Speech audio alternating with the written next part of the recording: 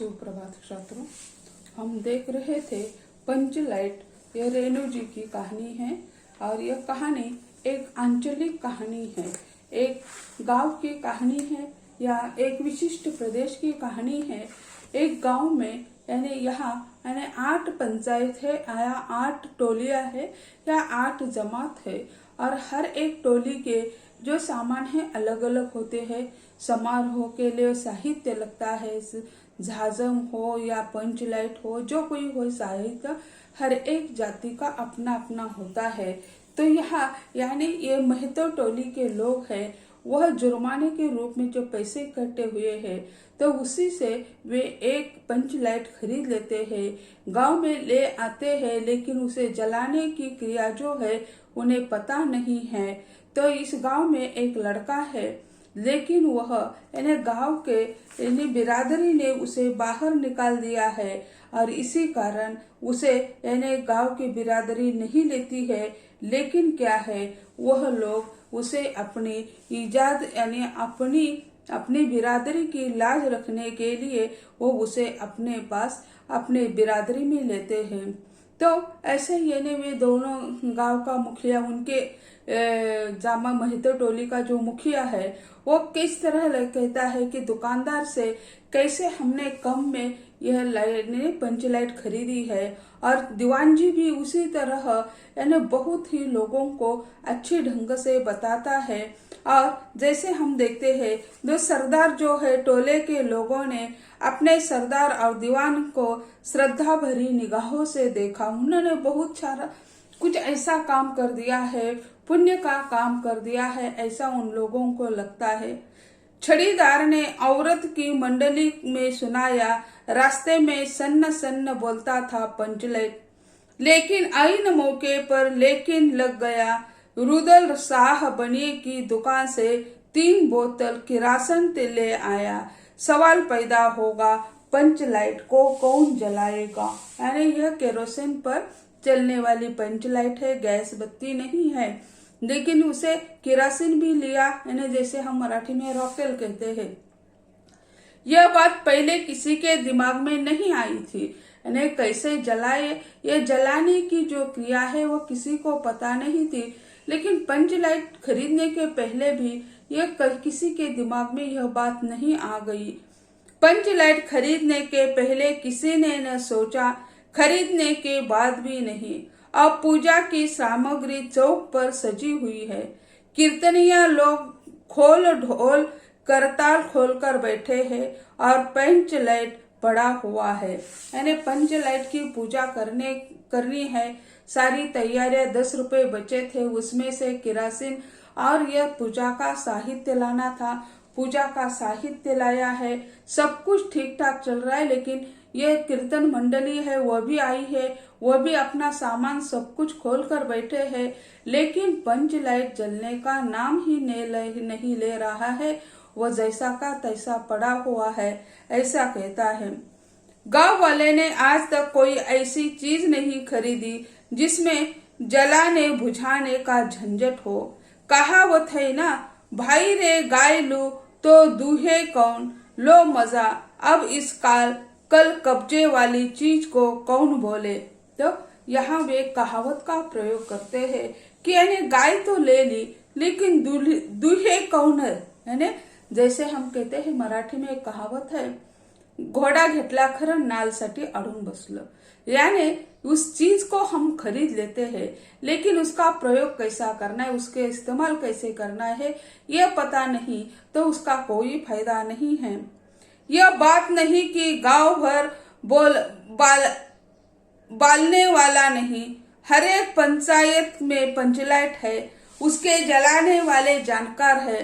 तो वो कहते हैं कि गांव में बहुत सारे जानकार है, लेकिन सवाल है कि पहली बार नेक टेम करके शुभ लाभ करके दूसरी पंचायत के आदमी की मदद से पंचलाइट जलेगा। इससे तो अच्छा है कि पंचलाइट पड़े रहे, यानी किसी दूसरी की सहायता से पंचलाइट जलाना उन्हें बहुत ही बुरा लगता है। इसी कारण वे कहते हैं कि यानी पड़ा रहे, पंचलाइट जले या न जले रहने दीजिए, लेकिन हम किसी की सहायता नहीं लेंगे।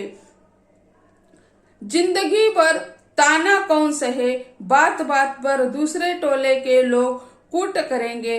तुम लोगों को पंचलाइट पहली बार दूसरे के हाथ से जलानी पड़ी।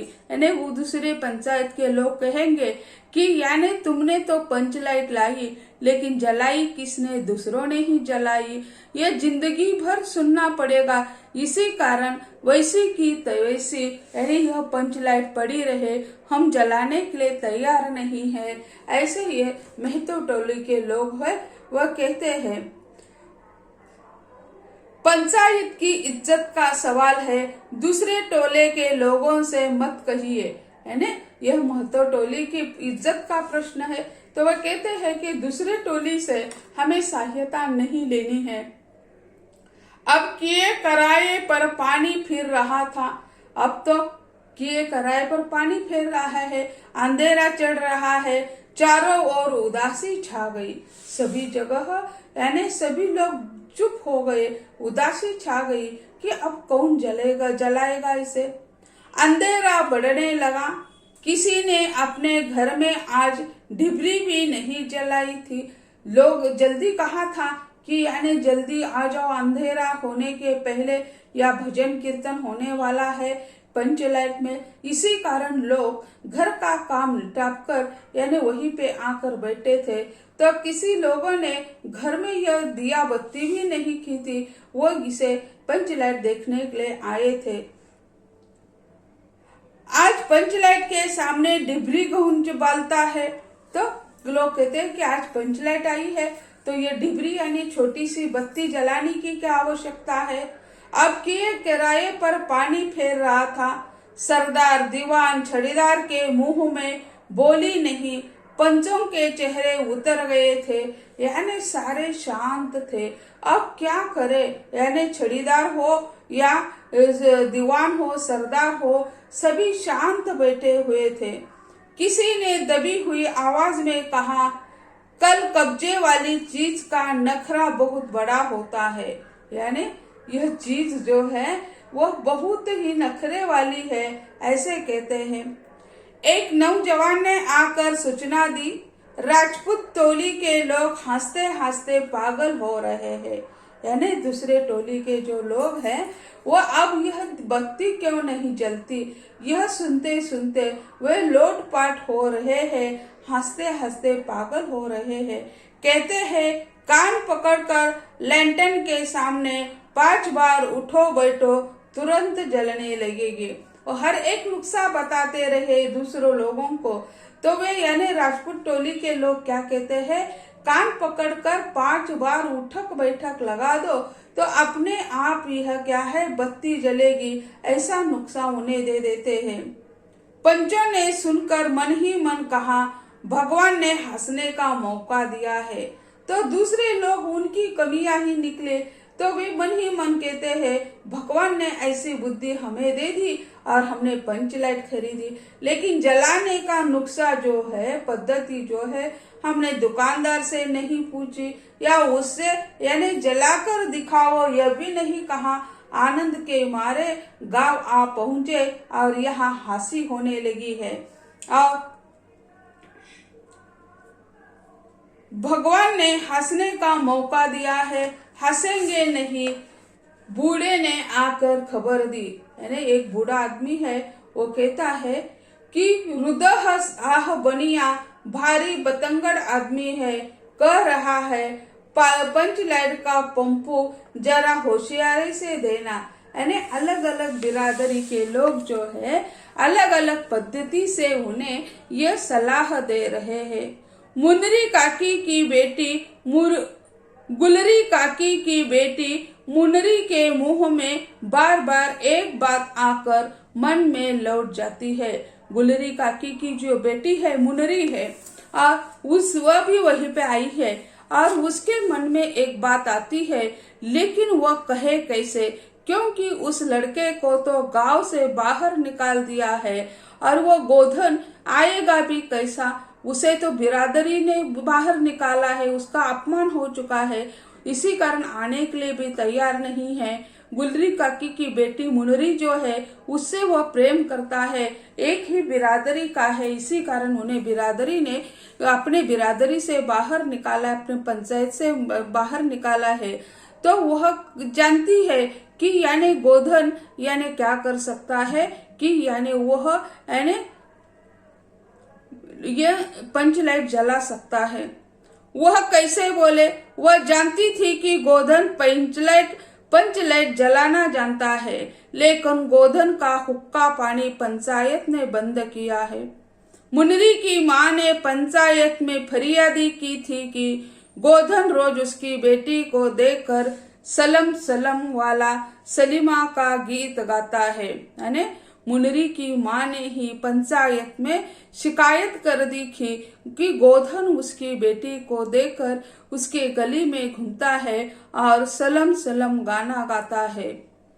हम तुमसे मोहब्बत करके सलम, पंचों की निगाह पर गोधन बहुत दिन से चढ़ा हुआ था। यानी वह गली में घूमते हुए ये गीत गाता था कि हम तुमसे मोहब्बत करते हैं। इसी कारण क्या है, पंचों ने उसे यानी अपने जाति से, अपनी बिरादरी से बाहर निकाला था। दूसरे गांव से आकर बसा है गोधन और अब तक टोले के पंचों को पान सुपारी खाने के लिए भी कुछ नहीं दिया, परवाह ही नहीं करता है। बस पंचों को मौका मिला, 10 रुपए जुर्माना न देने से हुक्का पानी बंद। आज तक गोधन पंचायत से बाहर है, उससे कैसे कहा जाए, मुनरी उसका नाम कैसे ले, और उधर जाति का पानी उतर रहा है। सारी समस्या ही समस्या है। वह यानी गोधन दूसरी गांव का आकर यहाँ बसा हुआ है, उसका हुक्का पानी लोगों ने बंद कर दिया है और गोधन पंचायत से बाहर है। और यह मुनरी कैसे कहे कि यानी गोधन पंचलाइट जलाना जानता है। तो यानी और यहाँ एक समस्या, अगर जाति की अपनी इज्जत चली जा रही है, गोधन भी जाति से बाहर है, क्या करे। फिर भी अपनी सहेली के कान में वो कहती है, मुनरी ने चालाकी से अपनी सहेली कनेली के कान में बात डाल दी। यानी उनकी जो सहेली है उनके पास बैठी हुई है, उनके कान में वह बता देती है, बात डाल दी। कनेली चिगो चिक, कनेली मुस्कुरा रह गई, गोधन तो बंद है। मुनरी बोली, तू कह तो दो सरदार से।